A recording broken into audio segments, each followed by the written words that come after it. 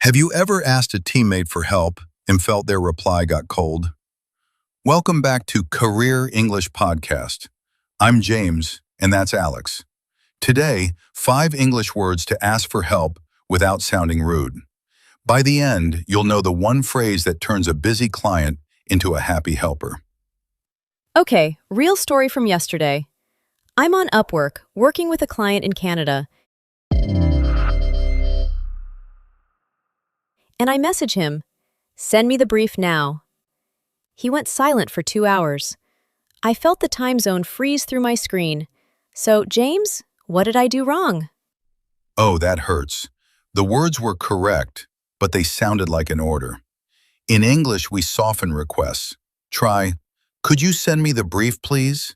Same meaning, but it feels like a request, not a command.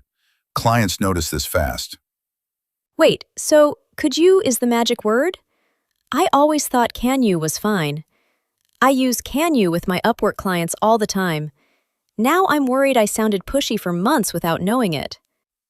Can you works with friends. With clients and teammates, could you is safer. It's softer. And if you really want to be polite, you say, "Would you mind?" For example, "Would you mind sending the brief?" That's gold on a client call. But would you mind sounds long. I'm afraid I'll forget it mid-sentence on a Zoom call with my team in Germany. Good worry. Then start with something small. Say, "Quick question" first. Like, "Hey, quick question, could you help me with the file?" It signals you respect their time. People love that on Slack. Oh, I like that. Quick question is friendly. And one more thing happened, James. My client wrote EOD in the message. I had no idea what it meant. Should I have asked him to clarify? Yes, exactly. "Could you clarify what EOD means?" is perfect. EOD means end of day, by the way.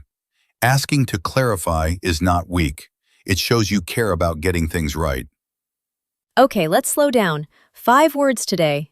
First one, could you? Give us the simple meaning and maybe one example I can copy into my next Slack message to my client. I want to start using it tonight. Could you is a polite way to ask someone to do something. Not "do this," but "could you do this?" It adds respect. Example, "Could you review my proposal?" Use it with clients, managers, and new teammates. It's your safe default. And honestly, in my country, we sometimes translate directly and it sounds rude in English. So, could you has saved me on many client calls. It's short, easy, and it works in email too. Next word, "would you mind?" This is the polite champion. We use it when we ask a bigger favor. Example, "Would you mind explaining the brief again?" One small grammar tip. After "would you mind," the next verb ends in ing, sending, checking, helping. Wait, let me push back. Would you mind to send is wrong then? Because that feels natural to me. In my language, we use the to form a lot, so my brain wants to translate it directly. Why is it sending in English? Yes, that's a common beginner mistake. Not to send, but sending. "Would you mind sending the file?" Practice this one. It's the phrase that makes clients say, "Wow, this freelancer is professional." Got it. Sending, not to send. I'll write that on a sticky note next to my laptop. My team in Berlin will be impressed when I drop this on our next call. Okay, next word, please. Word 3, help. Simple but powerful. Help means to do something useful for someone. You can say, "Can you help me?" Or, "I need help with this report." Don't be shy to ask for help. Even senior people ask for help every day. True. I used to think asking for help made me look weak. But my Brazilian friend who works on Upwork told me, the freelancers who ask for help finish projects faster. Silent freelancers miss deadlines.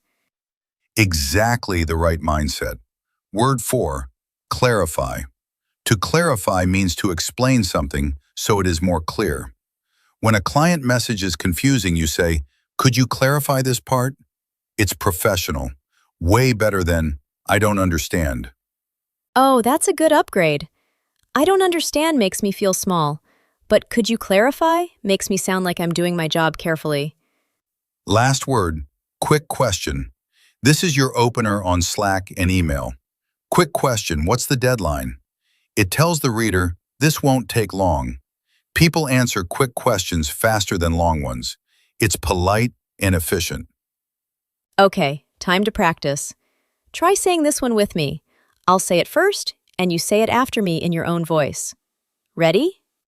Quick question. Would you mind sending me the link? Your turn now. Nice example. The reason this works is layering. Quick question shows you respect their time. Would you mind shows you respect them. Together, they make even a busy client want to help you. Layering politeness is the secret on international teams. Okay, new scene. Imagine I'm on a video call with my team lead in Singapore. I missed half of what she said because my internet froze. What do I say so I don't sound rude? Try this. Sorry, quick question. Could you clarify the last point? My internet dropped. That's perfect. You apologized. You used quick question. You used could you, and you asked her to clarify. 4 polite signals in one sentence. Beautiful. And then, if I need more help after, I can say, would you mind sharing your notes? That would really help me catch up. Did I use the words right?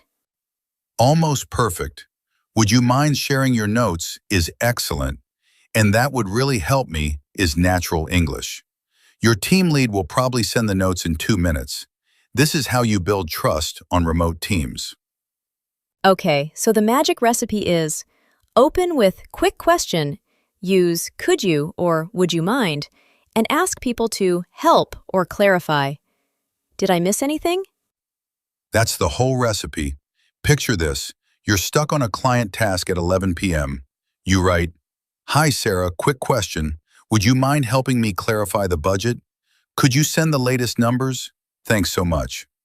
Sarah replies in 5 minutes. That's the power of polite English. Try this with me one more time. Say it after me in your own voice. Quick question, could you help me clarify the deadline? Use this tomorrow on Slack. It works. Subscribe to Career English Podcast if you want more English for your remote work and freelance career. Next episode, we tackle how to say no to extra work without losing the client. It's a tough one, and the words are surprising. Don't miss it. Thanks for listening, everyone. Remember, asking for help is not weak. It's smart, and it's professional. See you next week. Try this in your next email. Come back next episode and tell us how it went.